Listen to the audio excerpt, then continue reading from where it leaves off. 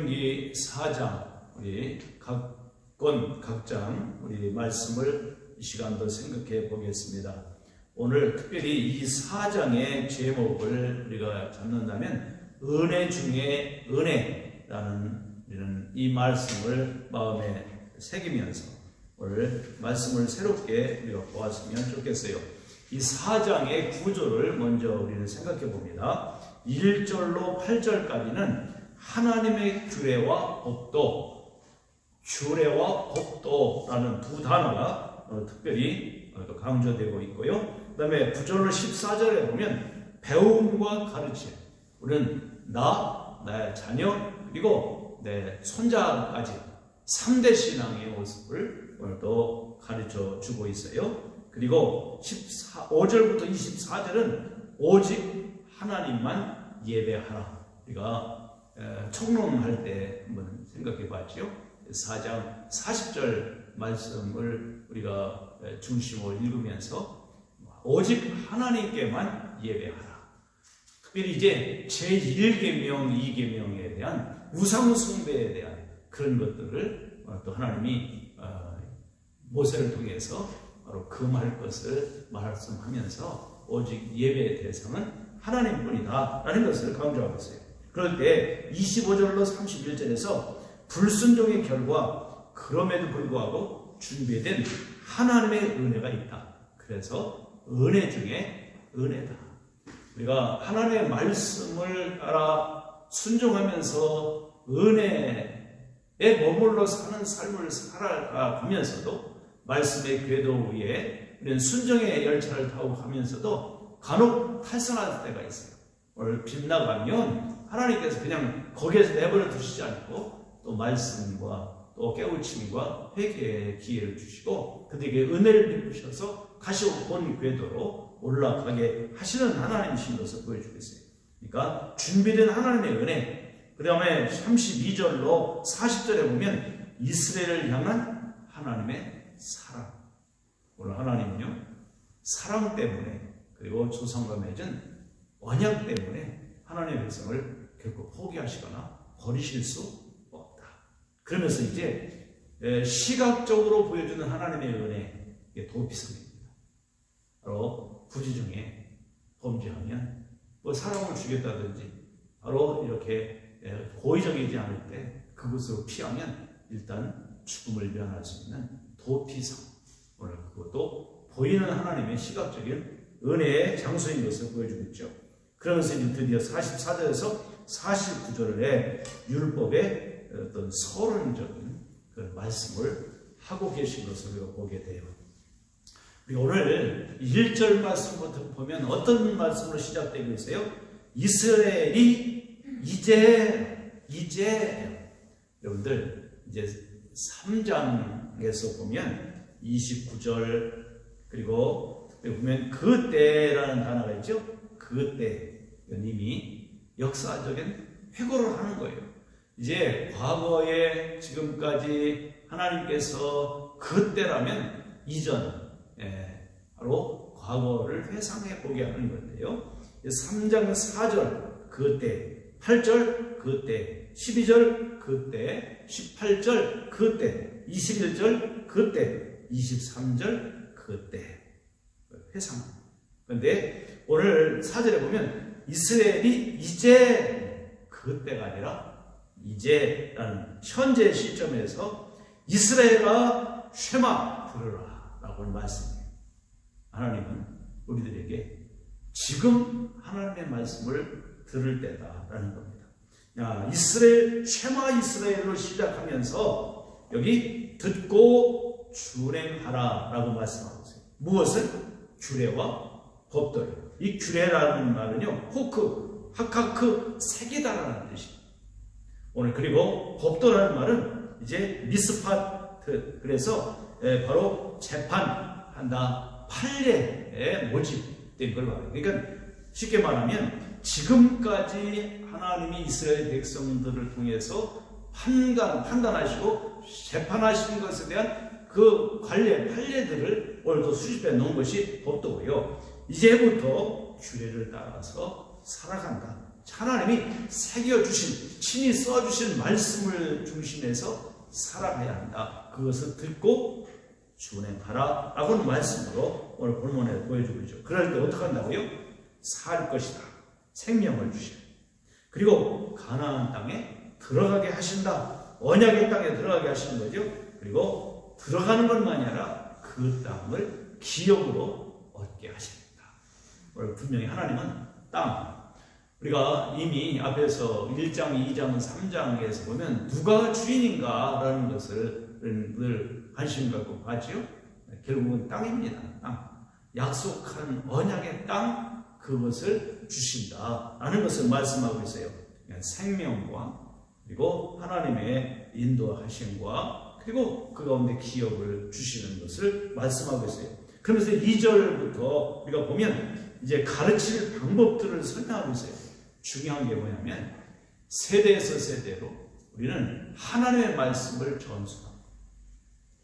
가르치는 것과 배울 것과 가르치는 것에 대한 분명한 교훈을 주고 있는데, 여기 무엇을 어떻게 가르칠 것인가? 명령하는 말을 가감하지 말라. 더하거나 빼지 말라. 라고 말씀하세요. 그러면서 명령을 지키라는 거예요.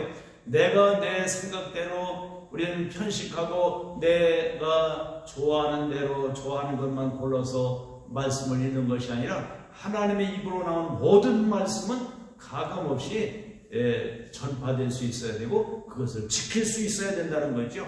자기 편의에 따라서 말씀을 가감해서는 안 된다는 것을 말씀하고 계셔요. 이미 우리 신앙은요, 말싸움이에요. 창세기 3장 1절로 4절 보면 하나님 지으신 짐승 가운데 뱀이 가장 가능하더라.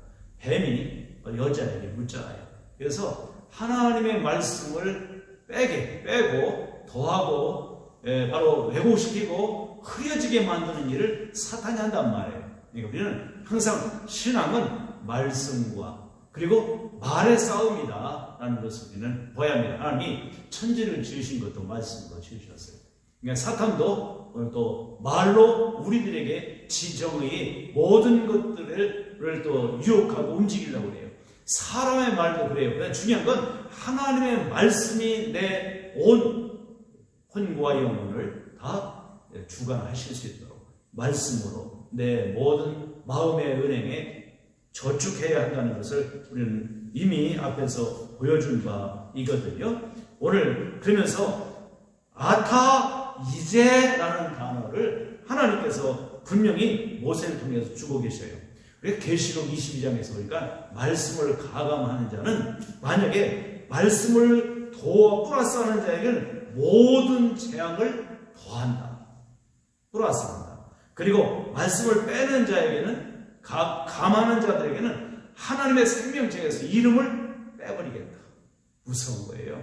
하나님의 말씀을 가감하지 말고 하나님이 주신 말씀 그대로를 받아들이고 그 말씀을 듣고 준행하는, 청종하는 그런 신앙이 되어야 한다는 말이죠. 이스라엘 들으라라는 말씀은 귀로만 들으라는 것이 아닙니다. 그걸 듣고 지켜 살아라 라고 하는 말씀이에요. 그게 쉐마예요. 쉐마허.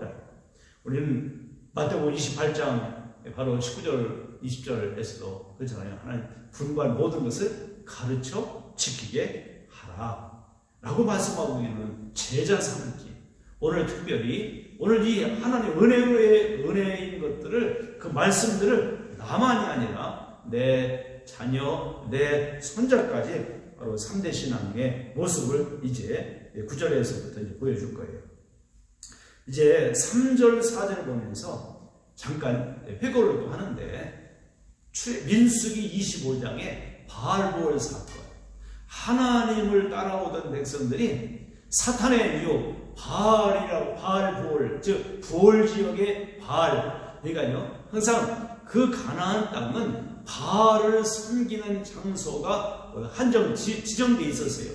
그것이 높은 산이든지 낮은 산이든지 푸른 나무가 있는 곳이든지 모든 지역에서 바알을 숭배하는 그런 일들이 일어났단 말이죠. 그러니까 바알 지역에, 부올 지역의 바알을 섬기는 그 강가에 바로 발람이 바로 장계를 꾸려서 발람과 협상해서 사실 이스라엘 백성들을 유혹하는 것으로 오늘 그들을 죄를 범하게 하는 거죠. 바로 그 부올에서 섬기던 바알, 이제 그것에 대해서 설명하면서 4절에 분명히 말씀하죠. 오직 어떻게 붙어 떠나지 않아라 한다 그러죠. 누구를? 하나님 말씀을. 이것이 얼마나 우리에게 중요한 거예요. 그러니까 말씀으로 붙어 있지 않고 말씀에서 떠나지 않으면 사탄의 유혹에 넘어가지 않아요. 바알볼 사건과 같은 그런 일들이 한눈 팔지 않는다 그 말이에요. 탈선하지 않는다 그 말입니다. 역사적으로 보여주면서 6절에 바로 그것이 참된 지혜와 지식을 가져다 준다 라는 것을 보면서 7절 말씀부터 8절 가운데 보면 야 너희와 같은 나라가 있느냐 라고 하는 것을 하나님 말씀하셔요. 어떤 나라? 하나님과 가까이 할 수 있는 나라가 세상 어디 있나? 봐라. 내가 너희들과 함께하는 나라는 너희들뿐이다. 8절에도 공의로운 큰 나라가 어디 있느냐? 말씀이 있는 나라, 말씀을 주신 나라가 어디 있느냐? 없다 그거죠. 천하의 이스라엘은 샘플 민족이에요. 하나님이 임마누엘 함께 하시는 민족이고 하나님의 말씀을 주신 민족이다 그 말이죠. 우리도 예수 그리스도 안에 우리들은 하나님이 임마누엘 하시고 임마누엘 하실 뿐만 아니라 하나님의 말씀을 우리 안에 두고 계시다는 것을 보아야 하죠. 오직 이스라엘 뿐이다 라는 것을 말씀하고 있어요. 쉽게 말하면 이제 7장에서 앞으로 이제 나오면 그러잖아요. 야 너희가 잘나서 그런 줄 아냐? 아니야. 너희의 모든 것은 나의 은혜야. 너희 공로가 아니야. 라고 하는 것을 계속해서 강조하고 계신데 오늘 그러면서 이렇게 너희와 하나님이 가까이 하는 나라가 세상에 어디 있냐? 하나님의 말씀을 가지고 있는 백성이 어디 있느냐? 너희뿐이다. 그렇다면 이제 9절에서 교육 명령을 하고 계십니다. 그러면서 첫째, 스스로 삼가서 힘써 지켜야 된다. 누가? 왜? 우리는 눈으로 보았던 내용들을 잊어버리지 않게 하기 위해서요. 하나님이 행하신 일들을, 하나님이 보여주신 일들을, 하나님이 베푸신 은혜들을 잊어버리지 않게 하기 위해서 어떻게 해요? 스스로 삼가하고 힘써 지키되, 이제 3대 신앙이 오늘 9절 이해부터 나와요. 너, 내 아들, 내 손자들, 그래서 평생 가르칠 일이다 라고 말씀합니다. 뭐냐면요, 나에서 내 자녀에게로, 내 손자들에게로 이렇게 계속해서 전수되어 가는 것은 한마디로 말하면 이게 가정 구성 기본이에요. 그러니까 3, 4대라고 하는 것은 함께 가는 가정 구성 요소란 말이죠. 그러니까는 이건 한마디로 설명한다면 평생 가르치는 일이 되어야 된다. 이제 6장에 가서도 항상 안전하사나 하나님의 말씀을 강론할 것이고 내가 먼저 그 듣고 지키며 그것을 자녀들에게 부지런히 가르쳐라 라고 말씀하고 계신 것을 우리가 보게 되죠. 그래서 모든 말씀의 분위기가 가정 분위기가 되어야 한다는 것을 6장에서 이스라엘아 들으라 쉐마허 라고 하는 말씀을 통해서 6장을 4절로 9절에서 말씀하고 계신 것을 우리가 보게 돼요. 그렇다면 10절 중반절에 보니까 왜 교육을 해야 하는지 교육 목적이 분명히 나오고 있어요. 신앙생활의 가치가 어디 있느냐? 하나예요. 여호와를 경외하게 하는 것을 배우게 하기 위해서. 하나님을 경외하는 것이 바로 교육의 목적이라는 그 말이에요. 우리는 많은 사람들이 많은 정보를 아는 것이 교육의 목적인 줄 아는데 여호와를 경외하는 것이 경외함을 배우게 하는 것이 바로 교육의 목적이고 신앙생활의 가치다라는 것을 말씀하고 있어요. 그러면서 뭘 보여주고 있냐면 12절부터 시내산에서 하나님께서 모세에게 말씀하실 때 그 엄중한 가운데 하나님의 놀라우신 불과 뇌성과 같은 그런 하나님의 인재 가운데 백성들이 음성을 듣잖아요. 그게 얼마나 무서운지 듣고 우리에게 말씀해달라고 그때 그런 일들을 회상하면서 모세가 이스라엘 백성들에게 지금 설교하는 거예요. 한마디로 말하면 그러면서 이제 13절에 십계명에 대해서 설명하면서 10마디 있죠.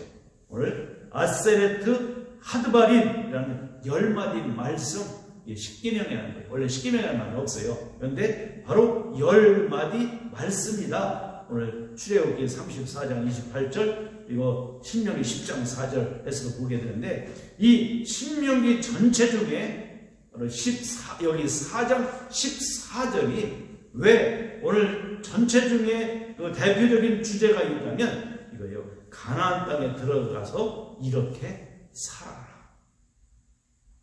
그것이 바로 이 신명기를 이스라엘 백성들에게, 출애굽 2세들에게 모세가 설교하고 있는 주 포인트예요. 가나안 땅에 들어가서 이렇게 살아라. 오늘 이런 말씀을 통해서, 그러면서 이제 15절로 40절에서 이제 우상에 대해서 쭉 설명하고 있어요. 우상. 왜? 하나님은 보이지 않는 형상을 가지고 계신 분이에요.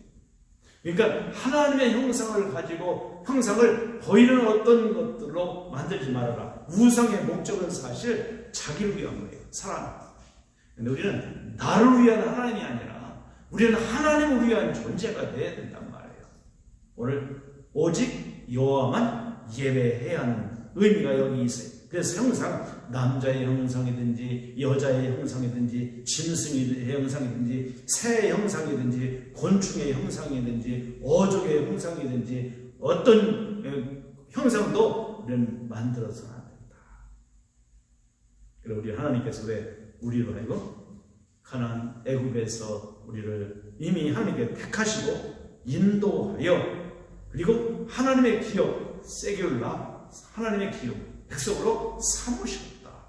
결국 우상 숭배는 결국 어떻게 되는 거냐면 너희들 이 땅에서 쫓겨나게 된다. 그러니까 4장 40절 말씀 한번 보았으면 좋겠어요. 4장 40절, 오늘 내가 네게 명령하는 여호와의 규례와 명령을 지키라. 너와 내 후손이 복을 받아 내 하나님 여호와께서 내게 주시는 땅에서, 가나안이죠, 약속의 땅이죠, 한없이 오래 살리라.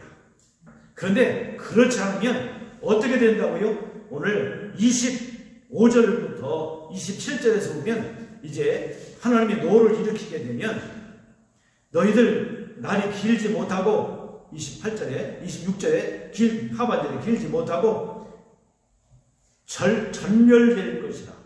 그러면서 이제 27절 하반절에 너희의 남은 수가 많지 못할 것이다. 뭐야? 우상 숭배하면, 오직 하나님만 예배하지 않으면 결국은 가나안 땅에서 쫓겨났던 원주민들과 같이 너희들이 가나안에서 쫓겨날 것이다 라고 말씀을 하고 계신 것을 우리가 보아야 합니다. 우상 숭배하면 결국 어떤 일을 만나게 된다고요? 바로 포로에 대한 예견의 말씀을 주고 계신 거예요. 오늘 이와 같이 결국 우리의 모든 믿음의 삶에서 이렇게 무가치하게 하나님만 예배하지 않으면 어디 가서, 오직 여기서도 물론이지만 가나안 땅에 들어가서 하나님의 주신 은혜의 땅에 들어가서 그렇게 살아야 한다는 것을 말씀하고 계신 거예요. 오늘 결국 1장에서 3장까지 누가 주인인가를 우리가 봤어요.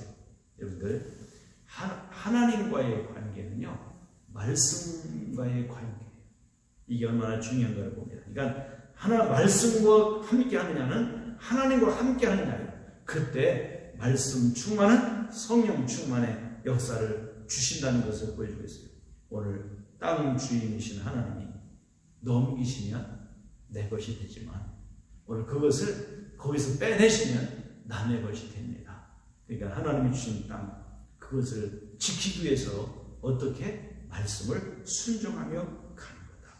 오늘 시냇가에 심은 나무가 그 뿌리를 말씀에 내릴 때 시내에 심은 나무처럼 뿌리를 말씀에 내리면, 충만하면, 성령이 충만하면 마르지 않습니다.